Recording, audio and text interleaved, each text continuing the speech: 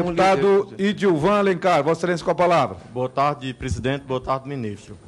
Ministro, eu tenho várias divergências em relação à proposta da reforma previdenciária. Mas eu queria me ater a um ponto. O senhor fez aí uma definição de privilégios e falou também de privilégios incompreensíveis. E eu pergunto ao senhor, os professores são privilegiados? Já foram na história desse país? Para ser coerente com a sua definição, o senhor tem disposição de defender a retirada dos professores da reforma? O segundo ponto diz respeito à comissão especial do Fundeb, que eu sou o primeiro vice-presidente. O senhor falou, e tem sido um slogan desse governo, mais Brasil e menos Brasília. Seria um bom exercício desse mais Brasil e menos Brasília colocar mais recursos da União no Fundeb? O senhor faz essa defesa?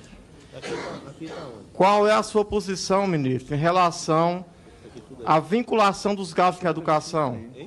O senhor acha que nós devemos gastar menos do que 20%, Estado, município, 18% a União? Eu queria ouvir um pouco a sua posição sobre isso.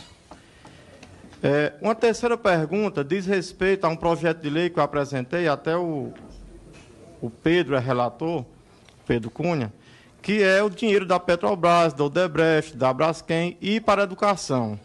Eu queria saber sua opinião em relação a esse ponto. Ainda voltando a professor na reforma previdenciária, nós entendemos que o valor de um provável economia é um valor pequeno em relação aos demais. Se fala em 12 bilhões ao longo de 10 anos. Então, eu queria saber se é esse valor mesmo, se o senhor vai continuar com essa defesa.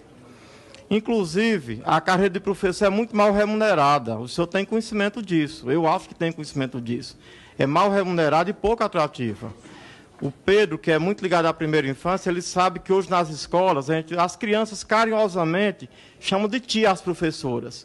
Com essa reforma, vão chamar de vozinha, com 60 anos. Então, eu queria que o senhor se posicionasse claramente para os professores desse país.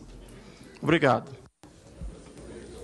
Primeiro, o deputado Idilvan perguntou qual a nossa visão sobre professores. Evidentemente, eu me lembro do nome de todos os meus professores.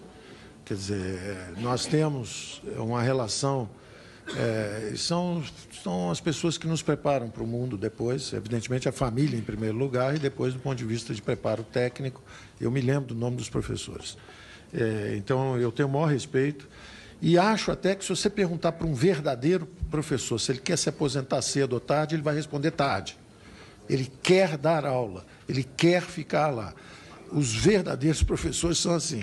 Eu me lembro do nome deles porque eles eram assim e é assim mesmo que eles são. Eles amam o que fazem, querem transmitir o conhecimento. Se aposentar, ele volta e vai continuar fazendo isso em algum lugar. Dito isso, como os demais trabalhadores brasileiros, o que eles fizeram foi uma idade mínima para todo mundo. Então, eu me rendo à evidência de que é assim a aposentadoria. O Fundeb, você me pergunta, o Fundeb, evidentemente, é para onde vai o dinheiro de educação básica, descentralizado. Não tem nada errado com o Fundeb, está certíssimo, é isso mesmo.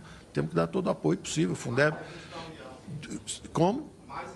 Sim, cada vez mais. Por isso que eu acho que eu sou a favor do Pacto Federativo, exatamente para reformar isso. O Fundeb é um veículo que foi usado para justamente fazer o óbvio.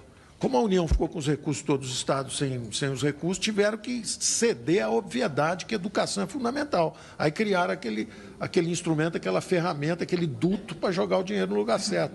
Agora, o ideal, se houvesse já essa república federativa, nem precisava do veículo. O dinheiro já estava lá e já estava sendo atacado o problema.